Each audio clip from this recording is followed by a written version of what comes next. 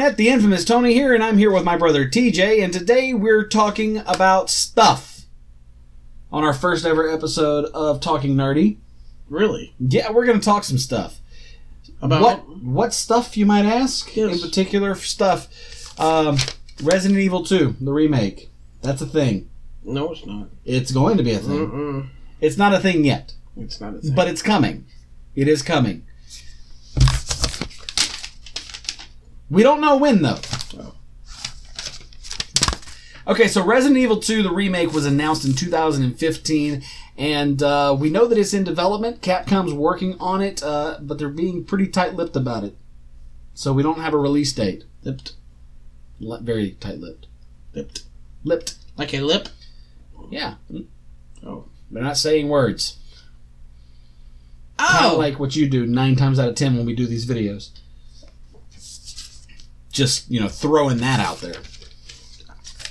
So anyway, but yeah, as I mentioned, the title is in development. I actually was perusing the internet and came across some videos about the upcoming Resident Evil 2 remake. Didn't really give me anything solid to go on. However, it did point me in the direction of a couple of fan projects that, showed us a little bit of what it might be like. Okay, now TJ and I are actually going to talk a little bit about what we would like to see in an upcoming Resident Evil 2 remake. Now, we're both fans of the Resident Evil series.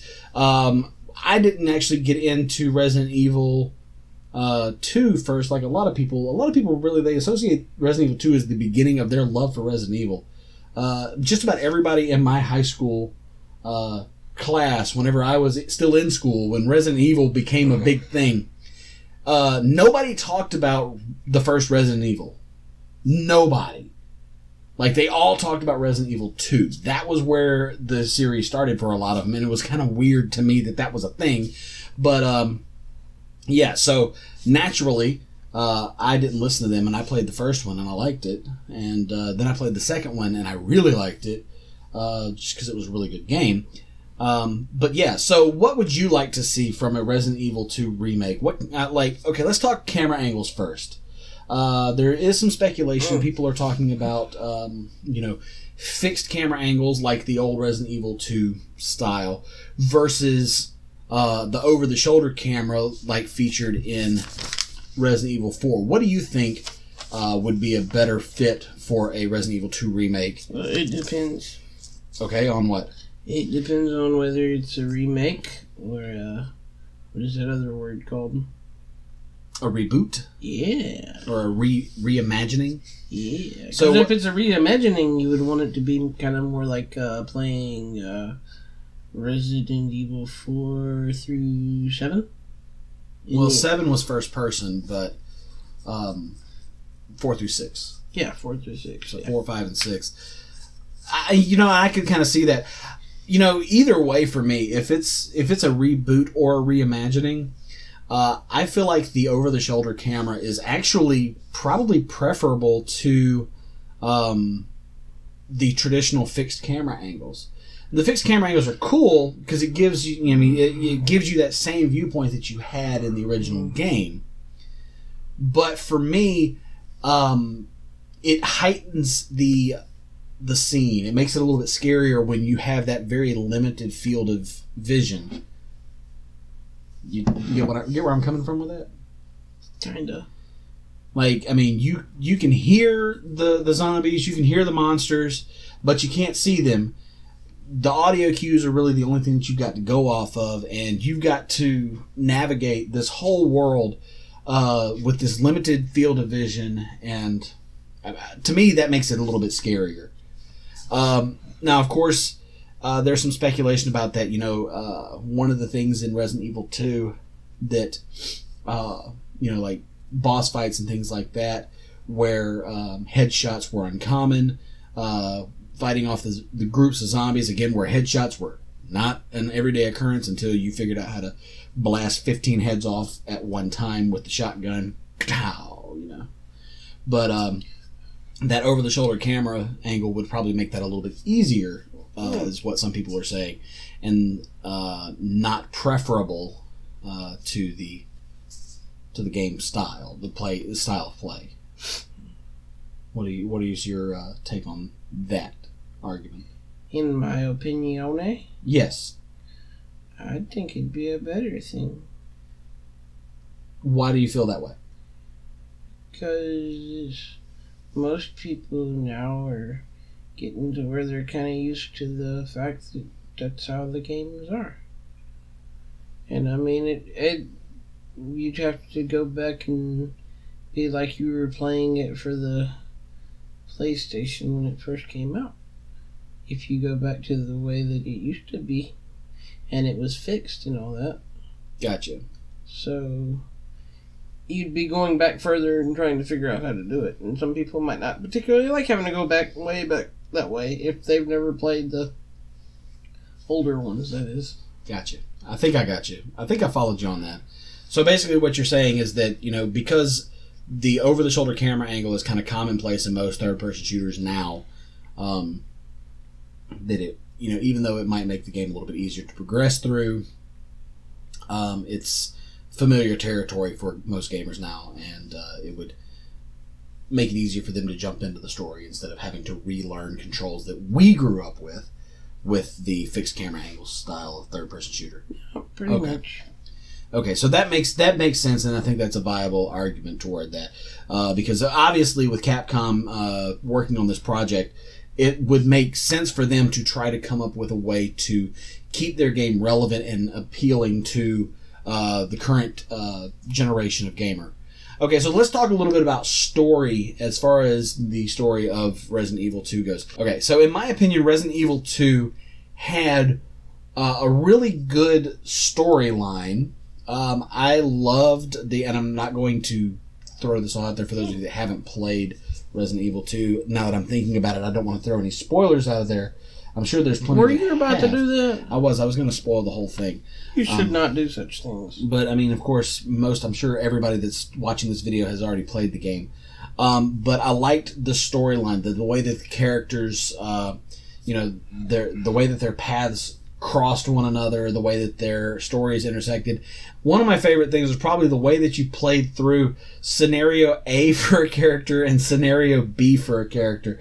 That way, like if you're playing Leon in scenario A and you go through and you do all this stuff and you intersect with Claire later on down the road, when you come back and you play scenario B, you're literally seeing how your Claire or the other character got to that point. And that to me was pretty cool because you got to see the entire game from both ends of the spectrum. And that was really cool for me. I guess, I don't know if that was something that even mattered to you. I don't know. What do you think? Well, it's the fact that you got to see the scenario. Yeah, instead of just seeing one person's perspective, when you came back at the end and you played scenario B, you got to see the other half of the story unfold. It's definitely a nice piece of just not knowing what happened on the other side. Right. Like, for example, when you play Resident Evil, the first Resident Evil, obviously you play through and storylines intersect and whatnot, but you really don't get a whole lot when you play through. Suddenly, you're playing as Jill, suddenly Chris is there. You get a sandwich. Jill sandwich. But you don't get to see both ends of the spectrum. Like if you're playing and I'm going back to this just because, Boom, when you're playing Jill's mode, you don't get to see how Chris got in. You don't get to see how Chris found his way to where Jill is. It just happens in the game, and we just accept it as that. But with Resident Evil 2, they solved that problem. Leon goes this way, Claire goes this way, or vice versa. And after you finish the game, you have scenario B to play, where you play through the other half of the story, which is, in my opinion, a really great thing that they did. Now, definitely would love to see that aspect of the game remain a thing. But of course, my big question, and this is a question for you. Yay! Question. Yay, questions. Do you think they should expand upon the story a little bit more, add more to it, like they did in Resident Evil, the remake? Or should they leave the story fundamentally the same? Oh, no, I'd leave it the same. So you wouldn't play with the story at all or add anything to it or whatnot? I would make sure... I would think that, you'd be able to have, like, the same way of, like, getting to the end of it and being able to see... I don't know, maybe like a video of how everything came to be or something to that effect. I can see that. For me, I think I would like to see a little bit more character development. I get it. I get Leon, I get Claire, I get all this stuff. I get Sherry and William and Annette and Ada and all these other familiar characters in the story. But I want to know more about them. I would love to see Capcom spend, and I'm not talking a tremendous amount of time, but at least just a little bit more, putting more backstory into these characters so that we connect with them a little bit more. I'm a sucker for a good story. I kind of always have been. And when it comes to a game, I want to see a rich story unfold. So I would love to see, what happened to draw Claire to Raccoon City. We assume that it's because she couldn't get in touch with her brother and she's trying to find him. What happened? We know that Leon transferred in as a rookie cop, but what happened? What's the behind the scenes? Where did they come from? Who are they? What did they do beforehand? And, what's up with everything else in the storyline? I want to know about these characters. Far too deep. Well, I can. That's part of what I love about the story is I feel like there's a lot more story that could be there. Read the book. Well, I know there's a book, but I've got the book. Well, read the book. I've read the book. Okay, did you find anything else from the book? I want official story from Capcom. Okay, so let's move right along. Let's talk about voice acting. The Resident Evil series has a history of having some of the best voice acting in the video game industry.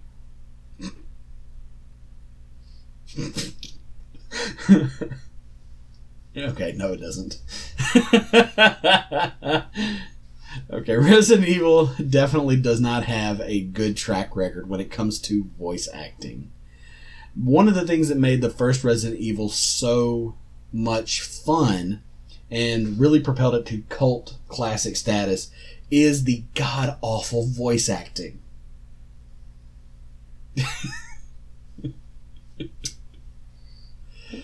I mean, let's face it.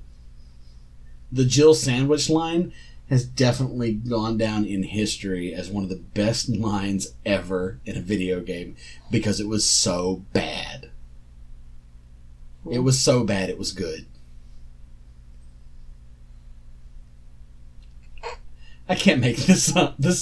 But okay, so the question is, do you want to see better voice acting in the Resident Evil 2 remake? Yeah, okay, so we're polishing up the game, right? Right? They polish up the game, they give it better graphics. What do you want to see? Would you want to see better voice acting or the same style of voice acting? Better, I would hope. Better voice acting? I definitely would. I think they should take the project as seriously as they would a brand new title. Bring in new voice actors, the voice actors that they got for 6 or 5 or whatever. Bring them in, or 4 or 6. Yeah, 4 and 6. Claire wasn't in 5 at all, was she? She was in one of them. Oh, either way. One of them, I don't remember. Either way, bring in the voice actors from the newer installations and just really put together a well-polished product. I think that would probably be the best way to go about that. Okay, so last but not least, let's talk about the fan projects that we watched. Mm-hmm. Anyway, so TJ and I did a little bit of research and we found some great videos of some fan projects that really kind of showed us what the potential was for a Resident Evil 2 remake. So, so what did you think about these two fan projects? Which, of course, we're going to put a couple images up showing you what how they looked. They looked really good. So one of the titles featured the over-the-shoulder third-person view, which we already talked about, and we pretty well decided that would be a great way to approach the series. The other project, of course, featured the traditional fixed camera angles, and basically it was just a very polished looking Resident Evil 2. Of course, both of them were created on an Unreal Engine. Both of them were very nice to look at. I think the first one that we watched with the over-the-shoulder camera angles looked phenomenal. I loved it. I'm very sad that it got canceled. However, I'm not so sad about it getting canceled because of why it got canceled. Because Capcom basically said, hey, we're actually doing this. You need to stop. This is our IP. We're working on a Resident Evil 2 project. So you need to, stop doing what you're doing. Which is fine. If Capcom's listening to the fans and they're moving forward with what we want, then yeah, I'm cool with that. Coolio. Part of me wishes that Nintendo would do the same thing, but I'm not throwing shade or anything. What?